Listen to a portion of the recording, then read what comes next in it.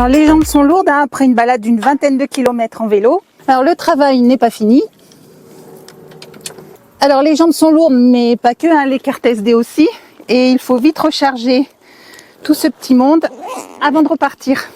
Et de l'énergie, le moins qu'on puisse dire, c'est qu'elle en a à revendre, puisque c'est plus de 3000 Wh de capacité que la Jacquerie Explorer 3000 V2 possède. La Jacquerie possède un courant pur sinus de haute qualité, donc il s'agit d'un courant comme à la maison, un courant idéal pour recharger les appareils ultra sensibles comme les drones, les caméras à main, les ordinateurs portables et j'en oublie. Il s'agit d'un courant ultra fiable et c'est pour ça qu'on l'emmène partout. Alors elle a tout plein d'atouts dans sa manche, hein, dont une prise allume-cigare de 12 volts et 10 ampères, 2 prises USB-C dont une de 100 watts, 2 prises USB-A de 18 watts maximum, et enfin 3 prises de 230 volts. Alors c'est ultra simple, hein. On connecte les prises USB, on met le bloc prise sous tension et ça fonctionne.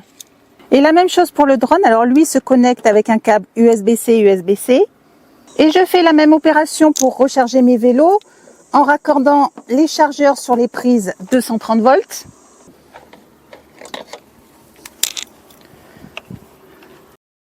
Et je raccorde la prise sur ma batterie. Et même opération pour la deuxième batterie. Et je raccorde mon chargeur à la connectique de la batterie. Et je n'oublie pas, bien entendu, de mettre mon bloc prise sous tension.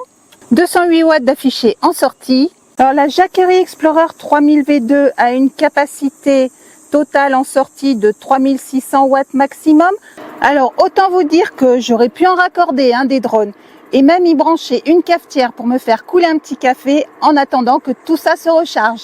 Alors aujourd'hui c'est en extérieur que l'on va tester la Jacquerie Explorer 3000. Alors la question qu'on peut se poser c'est est-ce qu'on peut vraiment cuisiner en extérieur avec cette station et plus précisément réaliser des œufs brouillés sur une plaque électrique. Donc on a ici une plaque de cuisson classique de 3000 watts environ, donc c'est pas rien. Donc le plus simplement du monde, je la branche sur la station et j'alimente mon bloc prise. Les indicateurs ici m'indiquent que mon bloc prise est bien sous tension. Et du coup, je commence à cuisiner.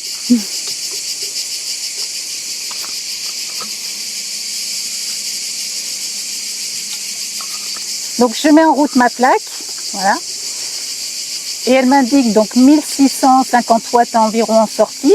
À noter qu'elle est extrêmement silencieuse, même avec cette puissance en sortie. Donc on a démarré la cuisson à 100% d'autonomie. Aucun souci de puissance puisqu'elle a une capacité en sortie de 3600 watts maximum. Et c'est parti pour la cuisson. Donc j'ai mis un filet d'huile. Je vais casser mes 2 œufs.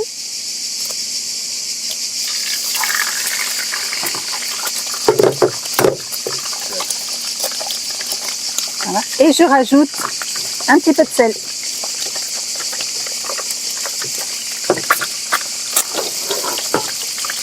La puissance en sortie est toujours de 1600 watts et l'énergie restante s'ajuste automatiquement. Donc on est passé de 100% à 97%. Et mes œufs sont cuits.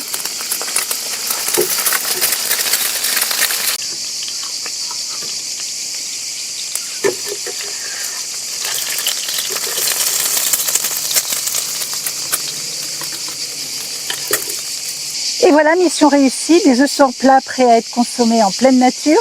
Donc des œufs cuisinés en totale autonomie, hors réseau, sans gaz et ce qui est remarquable, juste avec l'énergie solaire, puisque je vous le rappelle, c'est 3000 watts de capacité que nous rechargeons uniquement avec nos panneaux solaires. Voilà, c'était notre retour d'expérience avec la Jacquerie Explorer 3000 V2.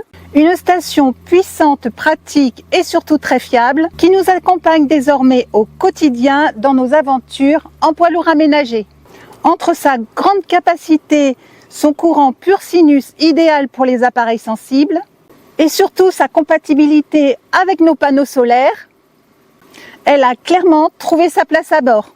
Vous trouverez tous les liens utiles dans la description sous la vidéo. Merci pour le visionnage. Pensez à liker, vous abonner et partager si le contenu vous a plu. Et à très bientôt pour une nouvelle vidéo.